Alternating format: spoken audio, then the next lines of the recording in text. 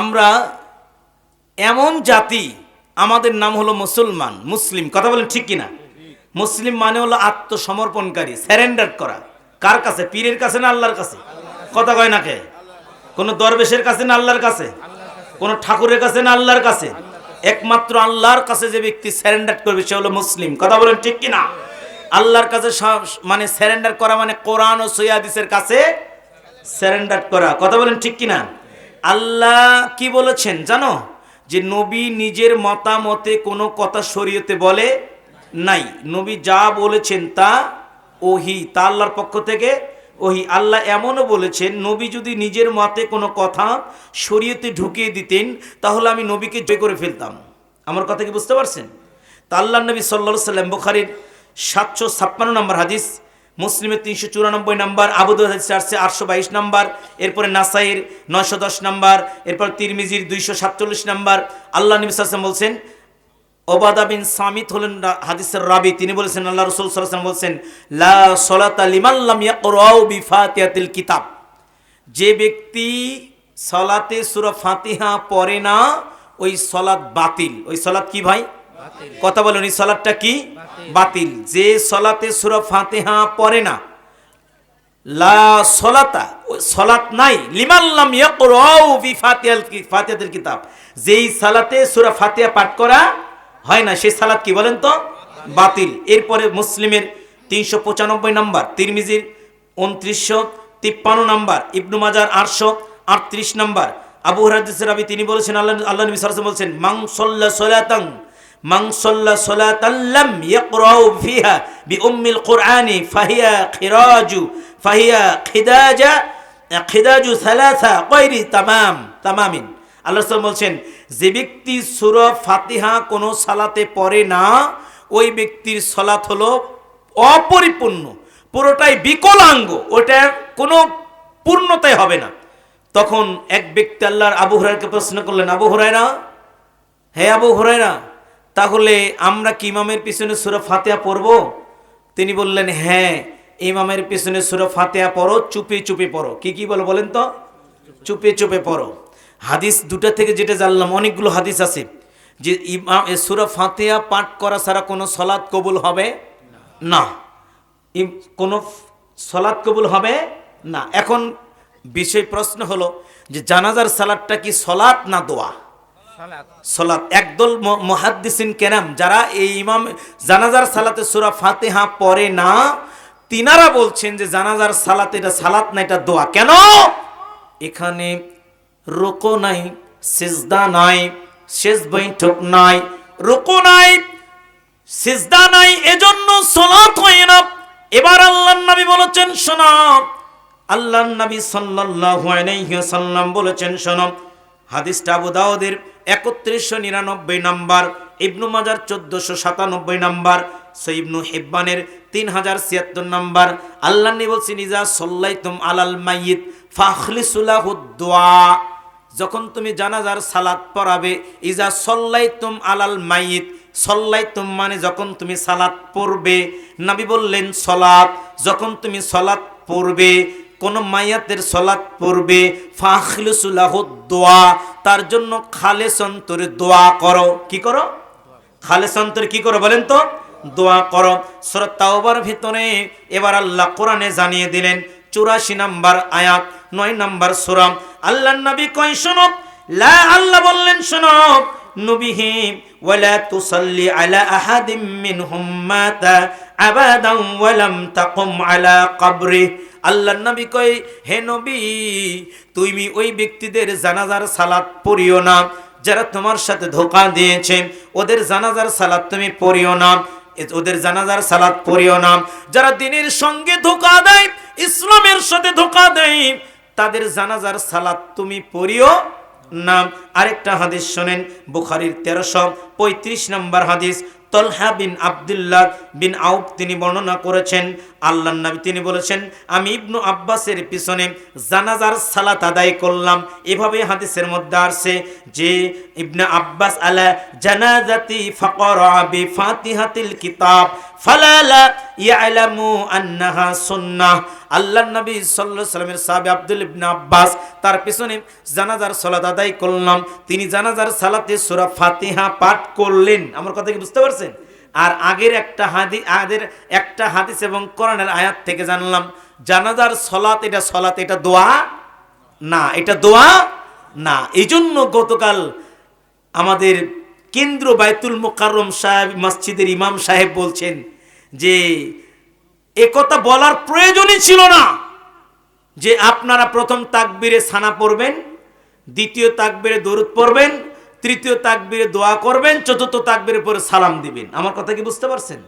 কানা ও কানা তুই নৌকা ডুবাস না, কানাকে মনে করে দেওয়াটাও ভুল কথা, বলেন ঠিক কিনা? লক্ষ লক্ষ মানুষের সামনে বাইতুল মুকাররম মসজিদের ইমাম সাহেব বলল যে প্রথম তাকবীরের পরে সানা পড়ো। যদিও আল্লাহর নবীর সাহাবীরা হাদিস বর্ণনা করেছেন সানা পড়া যাবে না, সূরা জানাজার সালাতে সূরা ফাতিহা পড়তে হবে। ওলট পালট করে দিলাম। উনি যদি চুপ থাকতেন এত কথা হতো না। যে ইমাম বাংলার জমিনে কেন্দ্র মসজিদের ইমাম যদি বলতে পারে সৌদি আরবের কামলারা যায়, কামলা দিতে গিয়ে টাকার বিনিময়ে তারা জোরে আমিন নিয়ে আসে, যে জোরে আমিন বলার পিছনে প্রায় শতাধিক হাদিস রয়েছে আল্লাহর নবীর। জোরে আমিন বলার পিছনে অসংখ্য হাদিস আল্লাহর নবী দিয়ে গেছে। একজন মসজিদের ইমাম যখন আল্লাহর নবীর সুন্নাতকে ব্যঙ্গ করতে পারবে তখন বুঝতে হবে এই জাতির কপালে মুক্তির সূর্য নয়, ধ্বংসের সূর্য উদিত হয়েছে। জনাব তারেক সাহেব যদি জানতো যেই সলাতে ফাতিহা পাঠ হয় না, সেই সলাতে সলাত বলে গণ্য হয় না, ওই ভাড়াটি ইমামকে জানাজার জন্য ডাকা হতো না। এটাই দুনিয়ার বাস্তবতা যে মানুষ আজকে কতটা ভুলের মধ্যে রয়েছে। সূরা ফাতিহা ছাড়া কোনো সালাত হবে না, জানাজার সালাত হবে না। জানাজার সালাত এটাও একটা সালাত। আল্লাহর নবীকে সালাত বলেছেন। নবী যেখানে সালাত বলছে সেখানে যদি পীর সাহেব মুফতি যদি বলে এটা নামাজ না দোয়া, তাহলে তো এটা হবে না। এটা দোয়াই যদি হয় তাহলে সালাত যদি না হয় তাহলে কিবলামুখী হতে হয় কেন? তাহলে কাতারে পায়ে পা লাগাতে দাঁড়াতে হয় কেন? সালাতের ওযু লাগে কেন? তার মানে বোঝা গেল যারা এটাকে নামাজ বলে না, সালাত বলে না, দোয়া বলে, এরা ওযুও না করেই সালাত আদায় করে জানাজার।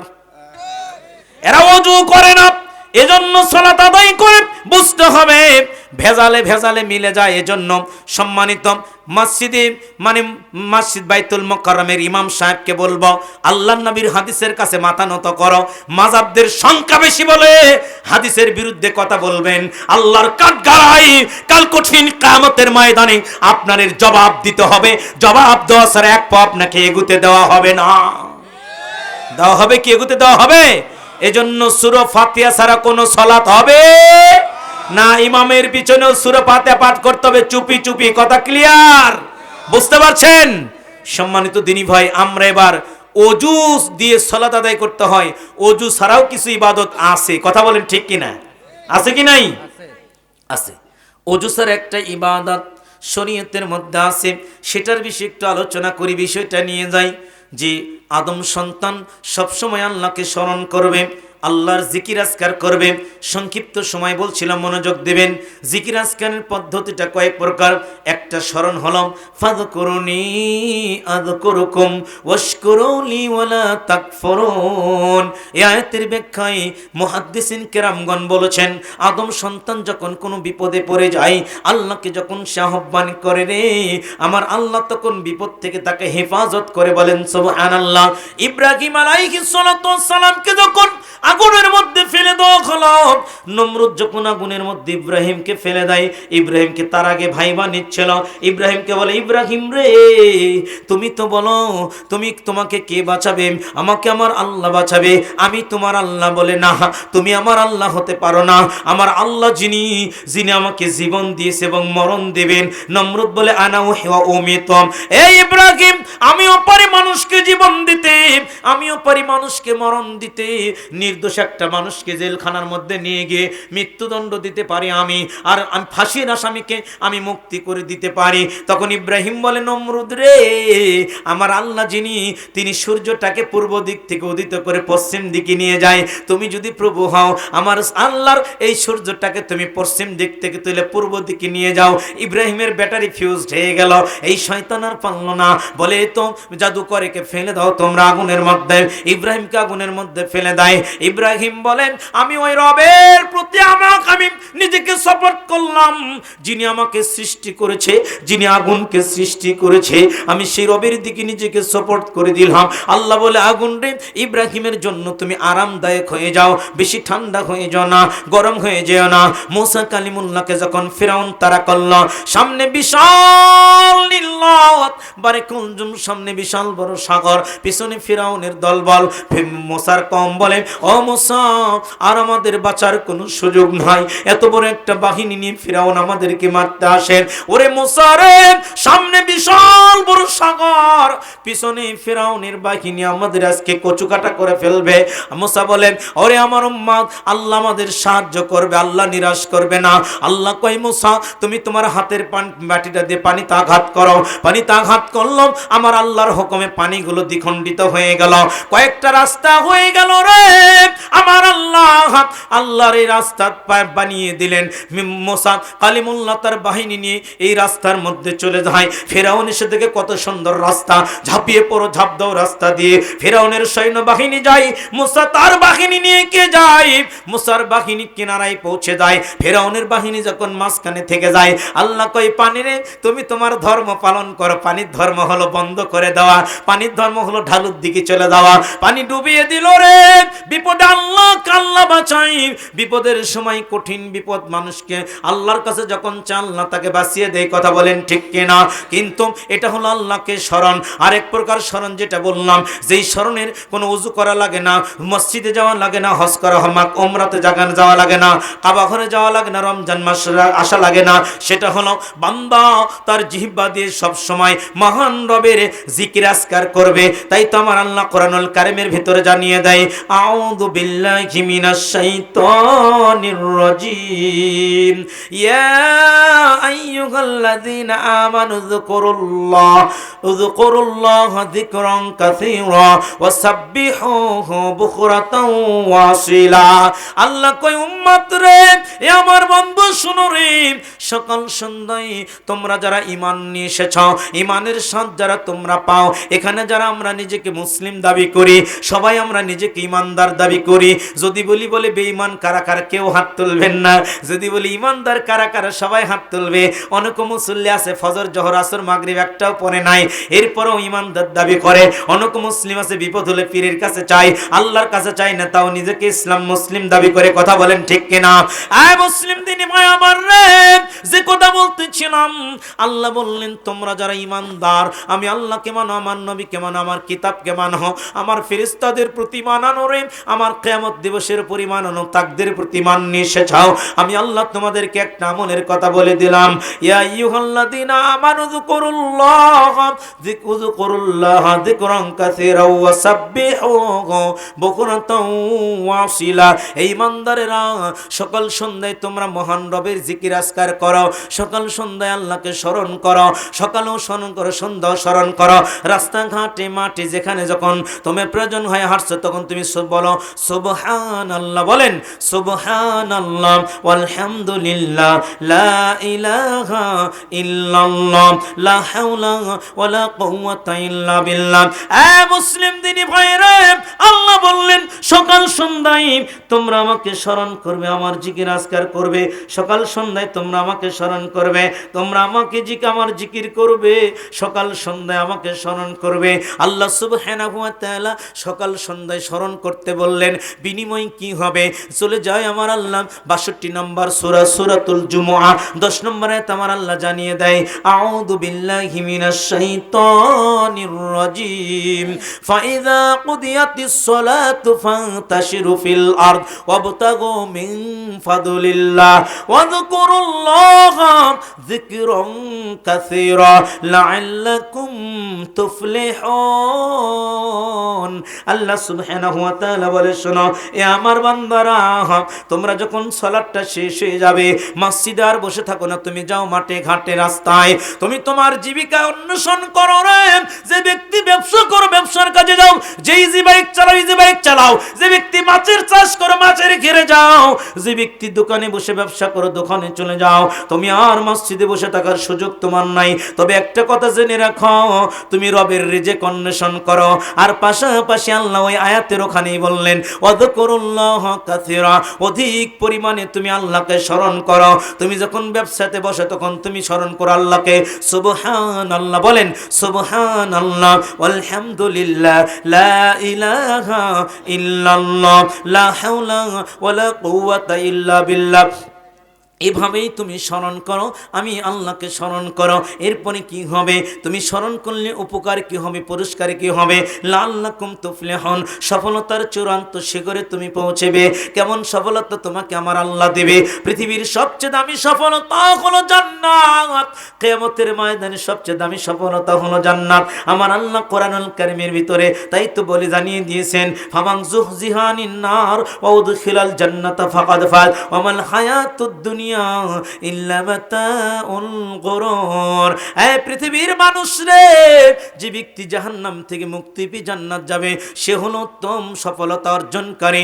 এজন্য সফলতা হলো জান্নাত। আল্লাহ সুবহানাহু ওয়া তাআলা 33 নম্বর সূরা সূরাতুল আহজাব 35 নম্বর আয়াত আমার আল্লাহ জানিয়ে দেয়, শোনো, যে ব্যক্তি জিকির করে, নারী হোক পুরুষ হোক, সকাল সন্ধ্যায় যারা জিকির করে, আমি আল্লাহর ওয়াদা, আমি আল্লাহ তাদের জিন্দেগীর ডায়েরিতে যত গুনাহ আছে সব গুনাহগুলোকে আমি আল্লাহ ক্ষমা করে দিব। বলেন সুবহানাল্লাহ। আদম সন্তান রে, এরপরে কি হবে জেনে রেখো, আমি আল্লাহ তোমাদের জন্য বিরাট পুরস্কার জান্নাতের ব্যবস্থা রেখে দিয়েছি। কোরআনের আয়াত থেকে জানা গেল সফলতা হবে, জান্নাত পাওয়া যাবে জিকির করলে। চলে যাই আমরা হাদিসের মূল ব্যাখ্যার দিকে, হাদিসের আলোচনার দিকে চলে যাই। ইবনু মাজাহ মানে সুনানুত তিরমিজির 2322 নম্বর হাদিস, মনোযোগ দিয়ে শোনার চেষ্টা করবেন। সুনানুত তিরমিজির 2322 নম্বর হাদিস, আন আবি হুরায়রা রাদিয়াল্লাহু তাআলা আনহু قال قال رسول قال سمعت رسول الله বলেন না সাল্লাল্লাহু আলাইহি ওয়াসাল্লাম, ইয়াকুলু দুনিয়া মালউনাতুন মালউনুন মা ফিহা ইল্লা যিকরুল্লাহি তাআলা ওয়া মা লাহু আলিমান আও মুতাআল্লিমান। নবী কয় উম্মত রে, আমি আবু হুরায়রা বলছেন, আমি নবীর কাছ থেকে শুনেছি, আল্লাহ নবী বলেছেন, ইয়াকুলু দুনিয়া মালউনাতুন মালউনুন মা ফিহা। এ আমার উম্মত শোনো, এই পৃথিবীটা অভিশপ্ত, পৃথিবীর মধ্যে যা আছে সব অভিশপ্ত, পৃথিবীটা অভিশপ্ত, পৃথিবীর মধ্যে যা আছে অভিশপ্ত। তিনটা জিনিস অভিশপ্ত থেকে মুক্ত। এক নম্বর আল্লাহ নবী সাল্লাল্লাহু আলাইহি ওয়াসাল্লাম বলছে, শোনো, ইয়াকুলু দুনিয়া মালউনাতুন মালউনুন মা ফিহা ইল্লা যিকরুল্লাহি তাআলা ওয়া মাওলাহু। যারা জিকির করে আল্লাহকে যারা স্মরণ করে, আল্লাহকে যারা স্মরণ করে এবং জিকির সম্পর্কিত যে বিষয়, এই মাহফিলের মধ্যে বসে আমরা আল্লাহকে স্মরণ করি, আমরা এসে বলছি সুবহানাল্লাহ আলহামদুলিল্লাহ লা ইলাহা ইল্লাল্লাহ, আমরা যারা জবান দিয়ে এটা স্বীকার করেছি, আমরা অভিশপ্ত থেকে মুক্ত। এই মাহফিলের যত বাতি, যত কাপড়, যত প্যান্ডেল, এই মাইক, এই বক্স, এই হর্নগুলো অভিশপ্ত থেকে মুক্ত। কিন্তু এই মাইকটাই, এই বক্সটা, এই কাপড়গুলো যখন আগামীকাল পিকনিকের জন্য ভাড়া দেবে, যেখানে গান বাজনা বাদ্যযন্ত্র বাজানো হয়, এই মাইকটা যখন আগামীকাল গান বাজনার জন্য ভাড়া দিবে, তখন এই তার মাইকালার ইনকামটা হবে হারাম। এই জিনিসগুলো কিয়ামতের দিন তার জন্য অভিশাপের কারণ হয়ে যাবে। এই জিনিসগুলো কিয়ামতের দিন ওই মাইকালার বিরুদ্ধে আল্লাহর কাঠগড়ায় সাক্ষ্য দিয়ে তাকে জাহান্নামে নিয়ে যাবে। কিন্তু এই জিনিসগুলো যখন জিকিরের জন্য ব্যবহার হবে, আল্লাহ নাই বললেন, তখন এটা অভিশপ্ত থেকে মুক্ত। এরপর নাই বলছেন, ওয়া আলিমান আও মুতাআল্লিমা, যারা জিকির আজকার করে সব সময়, যারা আল্লাহকে ডাকে সব সময়, সুবহানাল্লাহ বলেন, সুবহানাল্লাহ আলহামদুলিল্লাহ লা ইলাহা ইল্লাল্লাহ লা হাওলা ওয়ালা কুওয়াতা ইল্লা বিল্লাহ। এই জিকির আজকার গুলো যারা করবে, এরা অভিশপ্ত থেকে মুক্ত। এদের যারা শিক্ষা দিবে, যারা কোরআন শিক্ষা করে রে, যে ব্যক্তি ইলম শিক্ষা করে, এবং যে ব্যক্তি এলেমটা বিতরণ করে এর অভিশপ্ত থেকে মুক্ত, এলেম অর্জনকারী ব্যক্তি অভিশপ্ত থেকে মুক্ত। ওরে মুসলিম দিনী ভাইরে, আল্লাহর নবী বলেছেন শোনো, যে ব্যক্তি এলেম অর্জন করার জন্য বাড়ি থেকে বের হয়ে যায়, 2647 নম্বর হাদিস সুনান তিরমিজির, আল্লাহ নবী বলেন মান খরাজা ফি তালাবিল ইলমি ফাহুয়া ফি সাবিলিল্লাহ। যে ব্যক্তি এলেম অর্জন করার জন্য বাড়ি থেকে বের হয়ে যায়, বাড়িতে ফিরে আসার আগ পর্যন্ত ওই ব্যক্তি আল্লাহর রাস্তায় জিহাদের ময়দানে রত থাকার মতো সব তার আমলনামায় লিখে দেওয়া হয়। বলেন সুবহানাল্লাহ। এরপর আল্লাহ নবী সাল্লাল্লাহু আলাইহি ওয়াসাল্লাম বলেছেন শোনো, একটু বোঝার চেষ্টা করেন। আল্লাহ নবী সাল্লাল্লাহু আলাইহি ওয়াসাল্লাম বলেছেন শোনো, এই হাদিসটা 2685 নম্বরে সুনান তিরমিজির, আন উমামা বাহিন রাদিয়াল্লাহু তাআলা আনহু قال قال رسول الله সাল্লাল্লাহু আলাইহি ওয়াসাল্লাম, উমামা বাহিল রাদিয়াল্লাহু তাআলা আনহু তিনি বর্ণনা করেছেন, যুকির আলী রাসূলুল্লাহি সাল্লাল্লাহু আলাইহি ওয়াসাল্লাম রাজুলানি আহাদুহুমা আবিদুন ওয়াল আখরু আলিমান। নবীর কাছে দুইজন ব্যক্তি সম্পর্কে প্রশ্ন করা হয়, ইয়া রাসূলুল্লাহ, ইয়া হাবিবাল্লাহ, আমাদের সমাজে দুইজন ব্যক্তি আছে, একজন ইলম অর্জন করে আর একজন মূর্খ, ইলম অর্জন করতে যায় না, কোরআনের জ্ঞান নিতে যায় না, হাদিসের জ্ঞান নিতে যায় না। নবী গো, দুইজনের মধ্যে পার্থক্য কার কেমন? আল্লাহ নবী বলছেন ফাদলুল আলিমি আলাল আবিদি কা ফাদলি আলা আদনাকুম। ও আমার সাহাবীরা রে, জেনে রেখো যে ব্যক্তি ইলম অর্জন করে মূর্খ মানুষের চাইতে সে তেমনই দামি। তোমরা সাহাবী, তোমাদের চাইতে আমি নবীর মর্যাদা যেমন কোটি কোটি গুণ বেশি, তোমাদের চাইতে আমি নবীর মর্যাদা যেমন বেশি রে, মূর্খ মানুষের চাইতে ইলম অর্জনকারীর মর্যাদা আল্লাহর নিকট তেমনই কোটি কোটি গুণ বেশি। আল্লাহ কল্যাণ কামনা করে ওই ব্যক্তির, যে ব্যক্তি সব সময় মানে ইলম অর্জন কাজে ব্যস্ত থাকে। বলেন সুবহানাল্লাহ। এলেম বিতরণের কাজে ব্যস্ত থাকে, এই জন্য এলেম অর্জনকারী ব্যক্তি অভিশপ্ত থেকে মুক্ত, এলেম বিতরণকারী ব্যক্তি অভিশপ্ত থেকে মুক্ত। হাদিসের আলোচনার জিকির যেটা বলবো, সব সময় যে আমরা জিকিরগুলো করি, সুবহানাল্লাহ বলেন, সুবহানাল্লাহ আলহামদুলিল্লাহ লা ইলাহা ইল্লাল্লাহ লা হাওলা ওয়ালা কুওয়াতা ইল্লা বিল্লাহ। এই জিকিরের সার্বক্ষণিক প্রথম ফজিলত যেটা জানলাম, প্রথম তো আমরা জেনেছি জান্নাত পাবে, তাদের গুনাহগুলোকে আল্লাহ মাফ করে দিবে। এখন আমরা জানলাম ওই ব্যক্তি আল্লাহর অভিশপ্ত থেকে মুক্ত হবে। এরপর আমরা জানবো জিকিরের ফজিলতের 2 নম্বর ধাপ হাদিস থেকে। এই হাদিসটা পাবেন আপনি বাইহাকী শুআবুল ঈমানের 7358 নম্বর হাদিস, সিলসিলাতুস সহিহ 1211 নম্বর হাদিস। আন আবি হুরায়রা রাদিয়াল্লাহু তাআলা আনহু قال قال رسول الله صلى الله عليه وسلم, আল্লাহ নবী সাল্লাল্লাহু আলাইহি ওয়াসাল্লাম বলেছেন শোনো, সালাসাতুল্লাহ ইয়ারুদ্দু দুআহুম আযযাকিরুল্লাহ কাসীরা ওয়া দাওয়াতুল মাজলুম ওয়াল ইমামুল মুকসিত। নবী কয় উম্মত শোনো, 3 ব্যক্তির দোয়া আল্লাহ পাক ফিরিয়ে দেয় না, 3 শ্রেণীর মানুষের দোয়া আল্লাহ ফিরিয়ে দেয় না, 3 ধরনের মানুষের দোয়া আল্লাহ ফিরিয়ে দেয় না। তারা আল্লাহর কাছে যে দোয়া করে আমার আল্লাহ সেই দোয়াটাই কবুল করে নেয়। বলেন সুবহানাল্লাহ। কয় শ্রেণীর মানুষের দোয়া ভাই? 3 শ্রেণী মানুষের দোয়া আল্লাহ সুবহানাহু ওয়া তাআলা ফিরিয়ে দেয় না, 3 শ্রেণী মানুষের দোয়া আল্লাহ ফিরিয়ে দেয় না, আল্লাহ কবুল করে নেয়। আল্লাহ নবী প্রথমে বললেন শোনো, প্রথমটা হলো আযযাকিরুল্লাহ কাসীরা, যারা অধিক পরিমাণে আল্লাহর জিকির করে, যারা দিন রাত 24 ঘন্টা আল্লাহকে জিকির করে, যেই জবান দিয়ে ওই স্বামী স্ত্রী ঝগড়া করে না, যেই জবান দিয়ে বিবিকে কষ্ট দেয় না, যেই জবান দিয়ে শাশুড়ি পুত্রবধূ ঝগড়া করে না, যেই জবান দিয়ে মানুষের ক্ষতি করে না, ওই ব্যক্তি যে জবান দিয়ে মানুষের গীবত করে সম্মান নষ্ট করে না, যে জবান দিয়ে সব সময় আল্লাহ সুবহানাহু ওয়া তাআলার জিকির করে, নবী কই শোনো রে, ওই ব্যক্তির মর্যাদা এত বেশি হয়ে যায় জীবনের সন্ধিক্ষণে, জীবনের